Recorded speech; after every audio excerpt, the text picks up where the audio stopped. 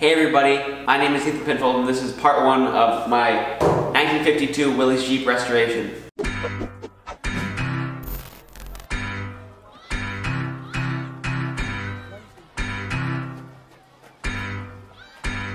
So I got this trailer about 3 weeks ago from the Oregon Department of Forestry. It was pretty clapped out. It had at least 1,000-pound pump in the back of it.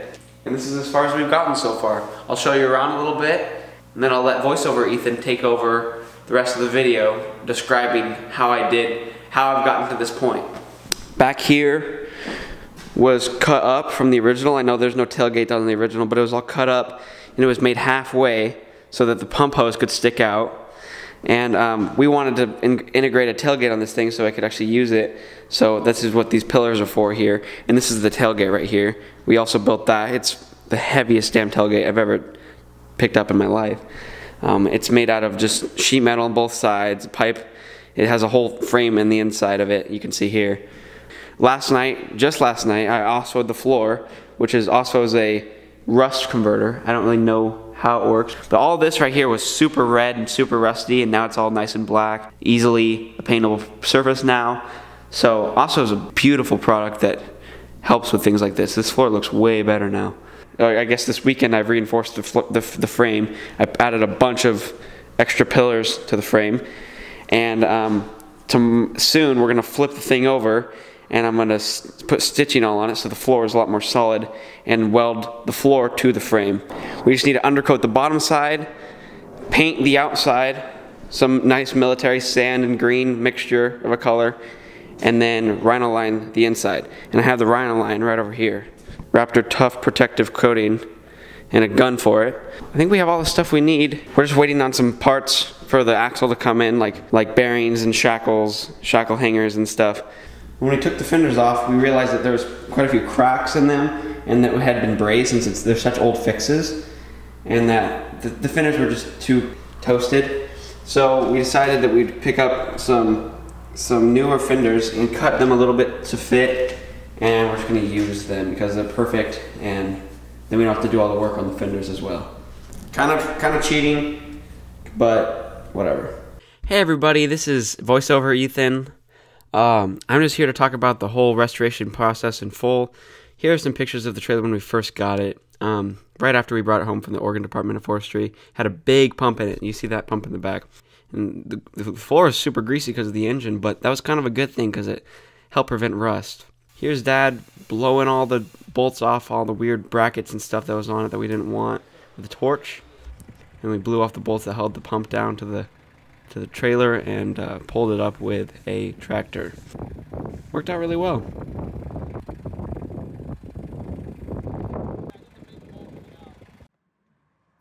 Bye, pump.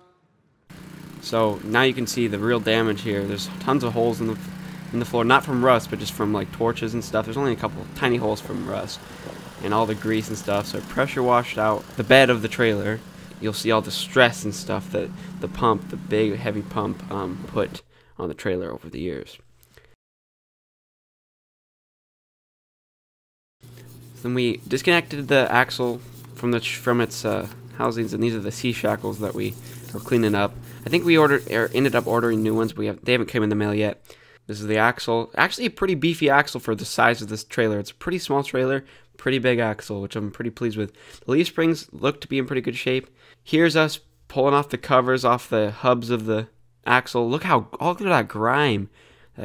Oh god, it's nasty in there.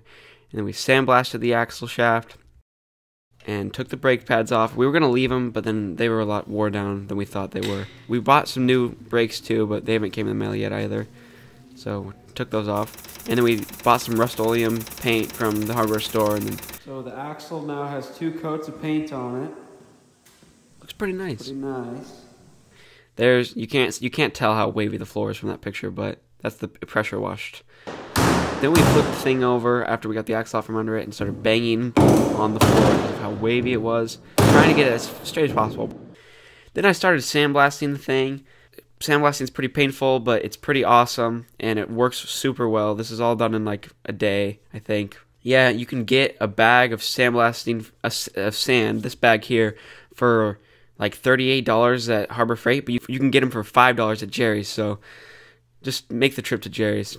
And then here's Dad torching off the other two little brackets that are on the trailer we didn't want. Battery tray and some other pipe. And then I was just welding up all the holes in the tub. Oh my god, there's so many freaking holes. People just want to modify the shit out of these things, you know. They just drill holes wherever they please.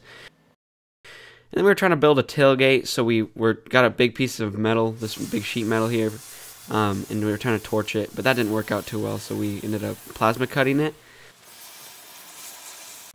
So we switched out thinner straight iron for some angle iron, so that way when you put the tailgate up, it stops on that way, and it's also way more stretched inside. It was super loose, and now it moves a little bit, but not a whole lot. Way better than it was. Here's that piece of metal I was telling you about, and there's the tubing we're going to use to frame there, like that. Pretty freaking strong. Probably the heaviest damn tailgate. Gosh darn. And I welded everything solid, so it was nice and smooth. Gosh, a lot of work. So at this point, we ran out of gas to the welder, so we got to stop welding for the rest of the day. We're going to take the tires off the wheels so we can sandblast the wheels and then put new tires on the wheels. And we got to get new brakes for either side. Got to get a new seal for the I don't know. This bearing is dented, so we're going to see if we can replace it. This is a little thing that goes on the little C-shackle thing. I don't even know, but it's obviously broken, and we need two of them, so we're going to go see if we can get that, which we probably can't. And then this should have a gasket right here where it's nice and clear.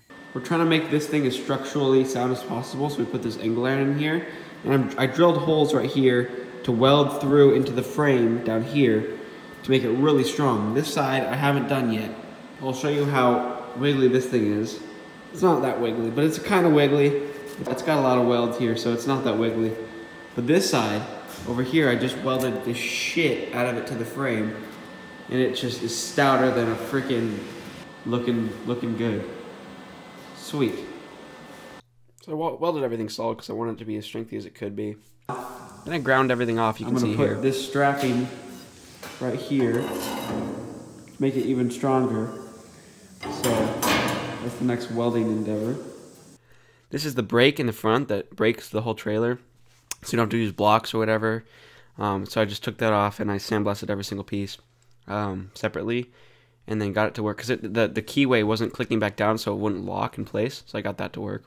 Once again, thanks so much for watching this video. Make sure to like and subscribe if you liked the video. If you didn't like it, just like and subscribe anyways. It's just good for everyone.